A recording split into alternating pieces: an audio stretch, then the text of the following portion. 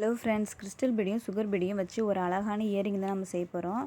அதுக்கு நான் crystal பீடையும் sugar பீடையும் மாற்றி மாற்றி கோர்த்துக்கிறேன். சுகர் பீடு ஒன்று, கிறிஸ்டல் பீடு ஒன்று, இதை மாதிரி மொத்தம் 8 கோர்த்துருக்கேன். 8 சுகர் பீடு, 8 கிறிஸ்டல் பீடு கோர்த்துட்டு திருப்பி நம்ம கோர்த்தது வழியாகவே ஊசி எடுத்துகிட்டு வந்து ஃபுல்லாக எடுத்துகிட்டு வந்து நாட் போட்டுக்கணும். இது மாதிரி நாட் போட்டுங்க, ரவுண்ட் ஷேப்பில் கிடைக்கும். இப்போ ஒரு சைடு உள்ளதை கட் பண்ணிக்கிட்டு இன்னொரு சைடில் ஊசி ஏற்கனவே கோர்த்து வச்சுருக்கேன். அதுக்கு அடுத்த கிறிஸ்டல் பீடுக்கு பக்கத்தில் எடுத்துகிட்டு வரேன் ஊசியை.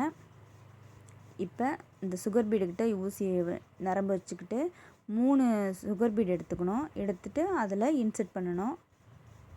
அதே மாதிரி ஒவ்வொரு சுகர் பீடுக்கும் எடுத்துகிட்டு வந்து இப்போ வீடியோவில் பார்த்தா தெரியும் உங்களுக்கு இதை மாதிரின்னு. இதே மாதிரி கோர்த்துட்டே வரணும். 3 சுகர் பீட்ஸாக எடுத்துக்கிறேன்.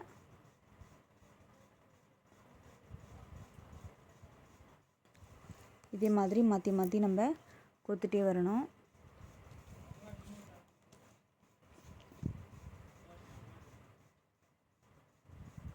இதே மாதிரி கோர்த்துட்டு வந்தால் நமக்கு ஒரு அழகான டிசைன் கிடைக்கும்.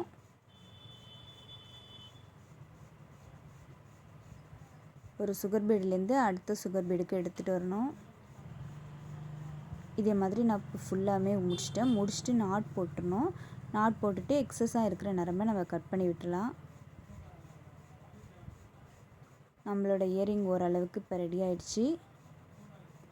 கட் பண்ணிவிட்டு ஜம்ரிங் ஒன்று எடுத்திருக்கேன். அதை இதை மாதிரி லேசாக வளைச்சி விட்டுக்கணும். ஒரு சுகர் பீடுக்குள்ளார இதை மாதிரி கோர்த்துட்டு இயர் ஊக்கையும் எடுத்து இதை மாதிரி கோர்த்துக்குங்க. கோர்த்துட்டு ஜம்ரிங்கை நெருக்கி விட்டுக்க வேண்டியதான்.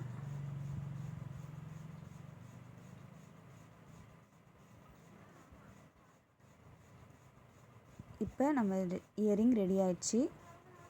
இதில் க்யூட்டாக அழகாக இருக்குது பாருங்கள். இது நம்ம எல்லா கலர்லேயும் செஞ்சுக்கலாம். கோல்டு பீடு மட்டும் வச்சுட்டு கிறிஸ்டல் பீடு மட்டும் மாற்றி ட்ரெஸ்ஸுக்கு மேட்சாக அந்த மாதிரி செஞ்சுக்கலாம்.